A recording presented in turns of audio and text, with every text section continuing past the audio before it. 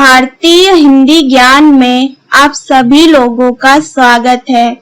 आज मैं आप लोगों के लिए महादेवी वर्मा जी की कविता मैं नीर भरी दुख की पदली को संदर्भ, प्रसंग, व्याख्या सहित पढ़ाऊंगी। मैं इस कविता का पार्ट 1 और पार्ट 2 पढ़ा चुकी हूँ। हमने पार्ट 2 में जो पंक्तियां पढ़ी थीं, उसी के आगे की पंक्तियों को आज हम लोग अर्थ सहित समझेंगे। अगर आपने इस कविता का पार्ट 1, पार्ट 2 नहीं देखा है, तो मैंने इसका लिंक डिस्क्रिप्शन में दिया हुआ है, आप वहां से पढ़ सकते हैं। तो चलिए पढ़ना शुरू करते हैं। यहाँ पर लिखा हुआ है महादेवी वर्मा और इनकी कविता है मैं नीर भरी दुख की बदली। आज हम लोग इन पंक्तियों को पढ़ेंगे। पार्ट 2 में हमने जो पंक्तियां पढ़ी थी, उसी के आगे की पंक्तियां हैं ये। इनको एक बार पढ़ लेते हैं। मैं क्षितिज भ्रकुटी पर घिर धूमिल, चिंता का भार बनी अविरल, रज कण पर जल कण हो बरसी, नव जीवन अंकुर बन निकली। इन पंक्तियों को हमने पढ़ लिया है। अब हम लोग संदर्भ, प्रसंग और व्याख्या पढ़ेंगे। संदर्भ के बारे में मैं आपको एक बात बता दूं कि इन पंक्तियों का जो संदर्भ है वो मैंने पार्ट 1 और पार्ट 2 में बहुत अच्छी तरीके से समझाया हुआ है। तो देखिए, जो संदर्भ होता है वो अगर कोई भी कविता है, उसका संदर्भ एक जैसा ही होता है। संदर्भ में कोई बदलाव नहीं होता है, परंतु जो प्रसंग होता है वो पंक्तियों के हिसाब से, अर्थ के हिसाब से बदल जाता है। तो आप अगर संदर्भ पढ़ना चाहते हैं तो इस कविता का जो पार्ट 1 और पार्ट 2 है, उसको देख सकते हैं और वहां से पढ़ सकते हैं। तो हम लोग अब इनका प्रसंग पढ़ेंगे। प्रस्तुत काव्य पंक्तियों में महादेवी वर्मा जी ने क्षितिज भ्रकुटी शब्द का प्रयोग करते हुए दोनों में समानता बताई है। यहाँ पर महादेवी वर्मा जी ने बदली के द्वारा दिया गया नव जीवन से स्वयं के जीवन द्वारा दिया गया संदेश से तुलना करती हैं और सृष्टि को जीने की प्रेरणा देती हैं। तो यहाँ पर ये हमने प्रसंग पढ़ लिया है। अब इन पंक्तियों की व्याख्या पढ़ते हैं। फर्स्ट है मैं क्षितिज भ्रकुटी पर घिर धूमिल। अब देखिए, यहाँ पर ये जो क्षितिज शब्द है, इस क्षितिज शब्द का अर्थ होता है वह स्थान जहां पर पृथ्वी और आकाश मिलते दिखाई दें। और फिर यहाँ पर ये जो शब्द है धूमिल, इसका अर्थ होता है धुंधला। अब हम लोग इसकी व्याख्या पढ़ते हैं। महादेवी वर्मा जी कहती हैं कि जब आकाश में बादल छाए होते हैं और बारिश शुरू होने वाली होती है, तब बदली का अर्थ क्या होता है? बादल। तब बदली आकाश में धूमिल क्षितिज पर घिर आती है और जल कणों के भार से झुकी बहुत समय तक वहां पर बनी रहती है। और फिर अंत में जब बारिश होने लगती है तो धूल में छिपे हुए बीजों में प्राणों का संचार कर उन्हें अंकुरित कर नव जीवन प्रदान करती है। इस प्रकार से बदली यानी कि बादल जड़ का अर्थ होता है निर्जीव, तो जड़ में चेतन। अब चेतन का अर्थ यहाँ पर क्या है कि आत्मा या फिर प्राणी।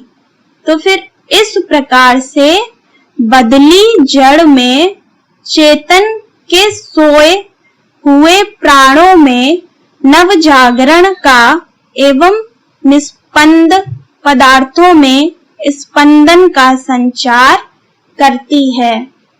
तो यहाँ पर महादेवी वर्मा जी बताना चाह रही हैं कि आकाश में जो बादल छा जाते हैं और बारिश शुरू होने वाली होती है, उस समय आकाश में जो धुंधला वातावरण होता है, उन जल कणों के भार से वह बहुत समय तक वहां पर झुकी रहती है और फिर अंत में बारिश होने लगती है। धूल के कणों में जो बीज छिपे हुए होते हैं, बारिश के कारण उनको एक नया जीवन मिल जाता है। वो बीज अंकुरित हो जाते हैं, मतलब वो पौधे बन जाते हैं, उनको एक जीवन मिल जाता है। तो इस प्रकार से बदली क्या करती है, जो जड़ हैं, जो निर्जीव हैं, उनमें उनको सजीव कर देती है और जो चेतन है, जो प्राणी है, उसमें नव जागरण का संचार कर देती है।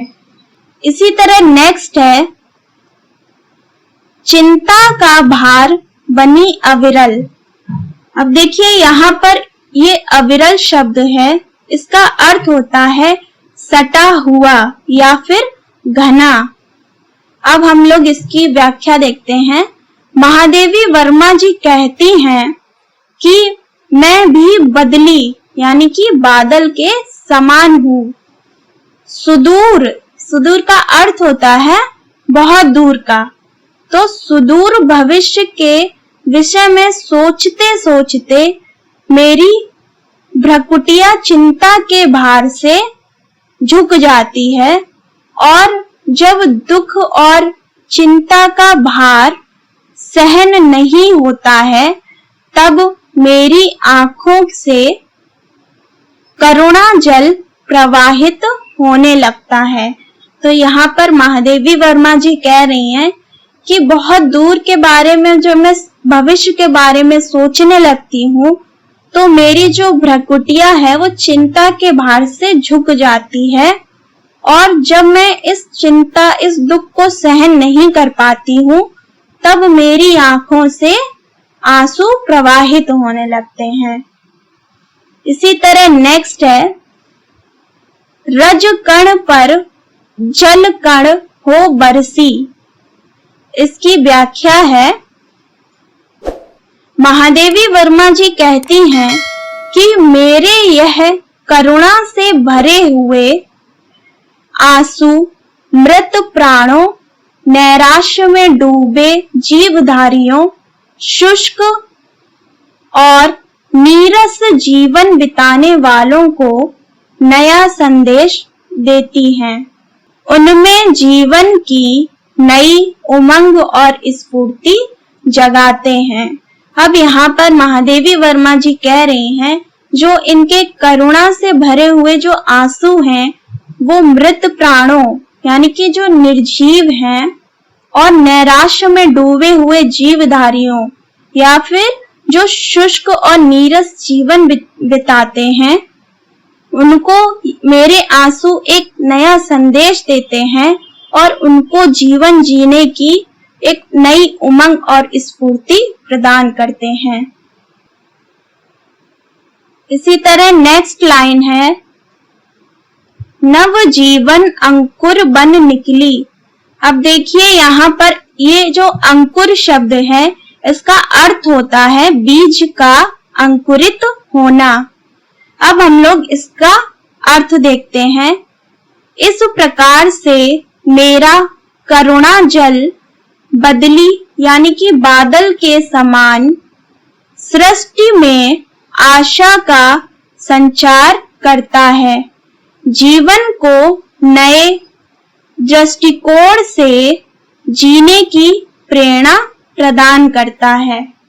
तो यहाँ पर महादेवी वर्मा जी कह रही हैं कि जो मेरा करुणा जल है, जो आंसू है, वो बादलों के समान, जैसे बदली सबका समान रूप से सृष्टि का संचार करती है, ठीक उसी प्रकार ये जो मेरे आंसू हैं वो भी सृष्टि को एक नई आशा देते हैं, जीवन को नए दृष्टिकोण से जीने की प्रेरणा देते हैं। इन पंक्तियों की व्याख्या अब हम लोग ने पढ़ ली है। हम लोग अब काव्य सौंदर्य पढ़ेंगे। फर्स्ट है, महादेवी वर्मा जी ने क्षितिज भ्रकुटी शब्द का प्रयोग अत्यंत सुंदर किया है, क्योंकि क्षितिज और भ्रकुटी दोनों का अर्थ गोलाकार होता है और दोनों के आकार में समानता है। नेक्स्ट है, बारिश के बाद का सुंदर दृश्य दिखाया गया है, जिसमें कि बारिश के बाद धूल में छिपे हुए बीजों को नवजीवन मिल जाता है। इसी प्रकार नेक्स्ट है, महादेवी वर्मा जी ने बदली और स्वयं के जीवन में समानता बताई है। नेक्स्ट है, महादेवी वर्मा जी ने बहुत ही सुंदर ढंग से प्रस्तुत किया है कि बदली यानी कि जो बादल होते हैं वो किस प्रकार से दूसरों को नवजीवन देते हैं। तो आज मैंने महादेवी वर्मा जी की कविता मैं नीर भरी दुख की बदली को अर्थ सहित पढ़ाया है। इसके आगे की पंक्तियों को भी अर्थ सहित जल्द लेकर आऊंगी। अगर आपको ये वीडियो पसंद आया हो तो लाइक जरूर करिएगा और अपने सभी दोस्तों के साथ शेयर करिएगा। अगर आपने चैनल को सब्सक्राइब नहीं किया है तो जरूर कर लें। बेल आइकन को भी प्रेस करें ताकि मेरी आने वाली हर वीडियो का नोटिफिकेशन आप तक पहुंच सके। तो मिलते हैं नेक्स्ट वीडियो में, तब तक पढ़ते रहिए।